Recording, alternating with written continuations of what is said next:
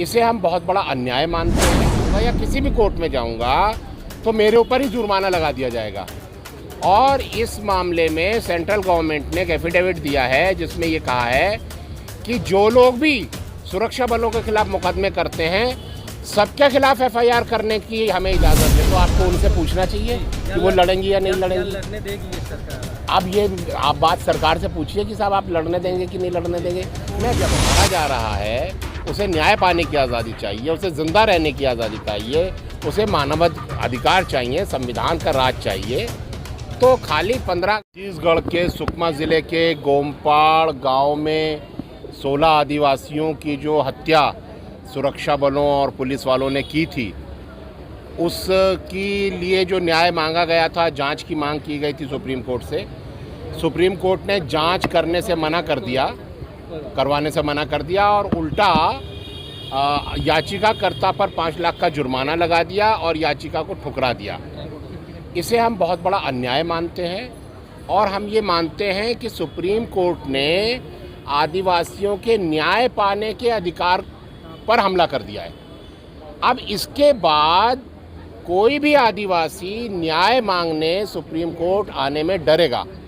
उसे ये लगेगा कि अगर मैं सुप्रीम कोर्ट जाऊंगा या किसी भी कोर्ट में जाऊंगा तो मेरे ऊपर ही जुर्माना लगा दिया जाएगा।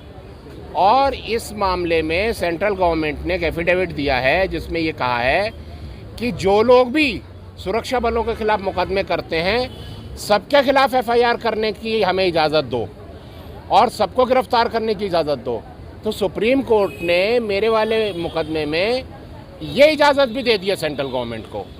इसके बाद अब कोई भी सामाजिक कार्यकर्ता, मानवाधिकार कार्यकर्ता, कोई आदिवासी अब न्याय मांगने अदालत में अगर गया तो उसको क्राइम मान लिया जाएगा। तो अगर सुप्रीम कोर्ट के किसी फैसले के तहत न्याय मांगना ही क्राइम कर दिया जाए, घोषित कर दिया जाए, इससे बड़ा गैरकानूनी और भयानक फैसला क्या हो सकता है। तो हमने ये कहा कि हम इस अन्याय को स्वीकार नहीं करेंगे। हम आपका जुर्माना तो नहीं देंगे, आपके अख्तियार में यह है कि हम जुर्माना ना दें तो आप हमारी संपत्ति कुर्क कर लेंगे।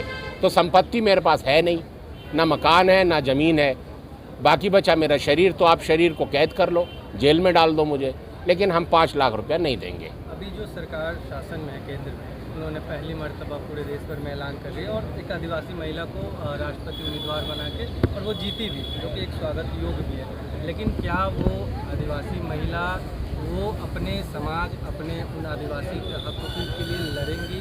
आपको क्या लगता है? ये तो आपको उनसे पूछना चाहिए कि वो लड़ेंगी या नहीं लड़ेंगी। लड़ने देगी ये सरकार? अब ये आप बात सरकार से पूछिए कि साहब आप लड़ने देंगे कि नहीं लड़ने देंगे।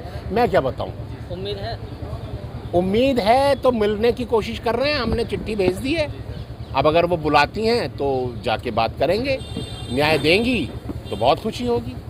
सर, आज़ादी के अमृत महोत्सव में आदिवासियों को कहाँ देखते हैं?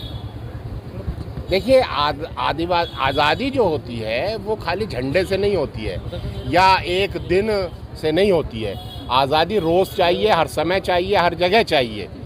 आदिवासी को जो मारा जा रहा है उसे न्याय पाने की आज़ादी चाहिए, उसे ज़िंदा रहने की आज़ादी चाहिए, उसे मानव अधिकार चाहिए, संविधान का राज चाहिए। तो खाली 15 अगस्त आज़ादी का अमृत महोत्सव ऐसे खोखले शब्दों से आदिवासी का क्या पेट भरेगा। सर, आज़ादी के 75 साल हो चुके हैं और अभी जो है 12 साल का हो चुका है वो बच्चा जिसकी 3 उंगलियां काट दी है। 15 साल का 15 साल का हो चुका है। तो वो कहाँ अपने आप को सोचता है और समझता है? आज वो यहाँ रोडों पर घूम रहा है। तो ये तो सवाल आपको इस देश की सत्ता और न्यायालय से पूछना चाहिए कि वो बच्चा अपने आप को कहाँ पाए, वो आज़ादी का अमृत महोत्सव कैसे मनाए। उसे न्याय नहीं दिया गया, उसके लिए न्याय मांगने वाले के ऊपर उल्टा जुर्माना लगा दिया गया और अब आगे उसकी जान को खतरा पैदा हो गया है। मारने वालों को खुला छोड़ दिया गया है, उसकी जान को खतरा पैदा हो गया है। तो ये तो आप सुप्रीम कोर्ट से पूछिए, सरकार से पूछिए कि इस बच्चे की रक्षा कौन करेगा। अब तो ये सुप्रीम कोर्ट क्या सर किसी कठपुतली की तरह काम कर रही है क्या? अब आप बताइए किसकी तरह काम कर रही है। ये पूछना चाहती हूँ क्योंकि आप लोगों ने याचिका लगाई। भाई कोर्ट जो है कोर्ट की तरह तो काम नहीं कर रहा है। कोर्ट का काम तो न्याय देना होता है ना।